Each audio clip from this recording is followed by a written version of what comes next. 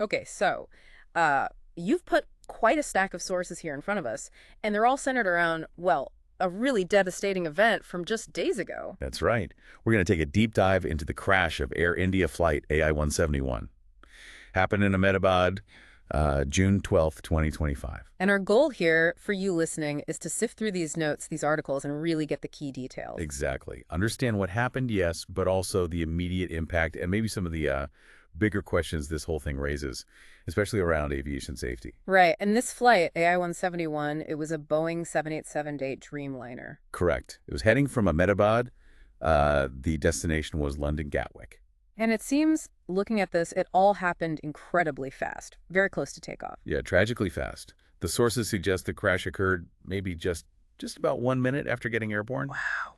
1 minute. And at a very low altitude, too. They're estimating around 450 feet. It came down into a hostile building. A hostile building. Yes, part of the BJ Medical College complex in the Megani Nagar area of Ahmedabad. Goodness. The loss of life on the plane itself, it's almost unbelievable. It really is. Out of 242 people on board, that includes 230 passengers and 12 crew members, there were 241 fatalities. 241, just almost everyone. Almost everyone. But what's truly, well, astonishing, really, is that there was one survivor. Your sources highlight this. One survivor from that. Yeah. A 40-year-old British national, Vishwash Kumar Ramesh. And apparently he only sustained minor injuries. He's getting treatment now. That's incredible. Just hard to fathom. It is. And this crash, it also marks a grim milestone. It's actually the first fatal crash and the first hull loss for a Boeing 787 Dreamliner. The very first one? That's significant. Definitely. And the preliminary findings, what they're suggesting so far. What are they leaning towards? Well, the sources point towards a possible dual engine failure. Both engines. Both engines. And any idea why? The suggestion, the strong suggestion, seems to be bird strike. And bird strikes, causing both engines to fail on a modern jet like the 787. That's the question everyone's asking, isn't it? How could that happen? Yeah. And, of course, the tragedy wasn't just confined to the aircraft. No, you mentioned it hit a building. Right. So Yeah. the sources report at least 38 fatalities on the ground, people in the hostel or nearby, and over 60 injured as well. So deaths and injuries both in the air and on the ground. Just awful. Utterly devastating. And the investigation, as you'd expect, is very much underway. They've got the flight recorders, the black boxes. Yes, they've been recovered. Authorities are working now to piece together exactly what unfolded in those final moments. Beyond the sort of technical side, the human cost. Your sources touch on that too, the identification process.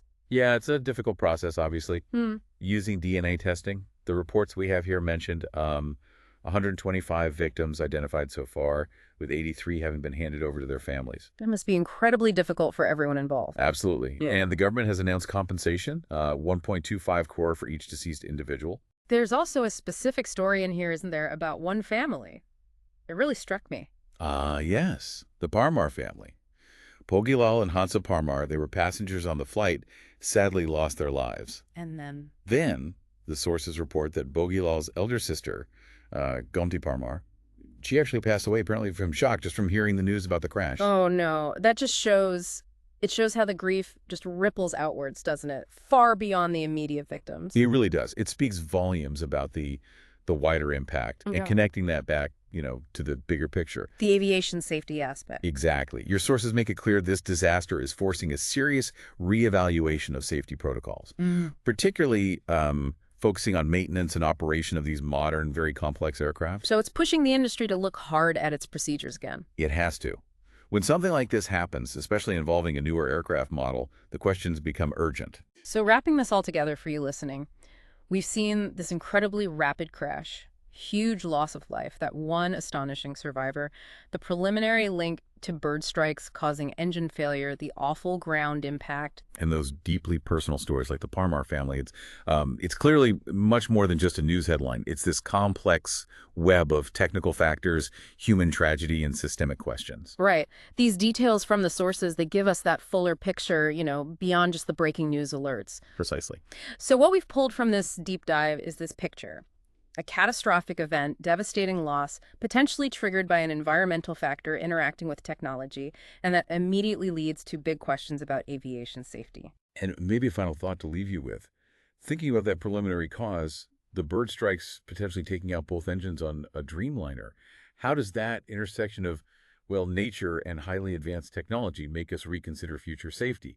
Are we anticipating these kinds of perhaps unexpected environmental risks well enough? That's certainly something this tragedy forces us to think about.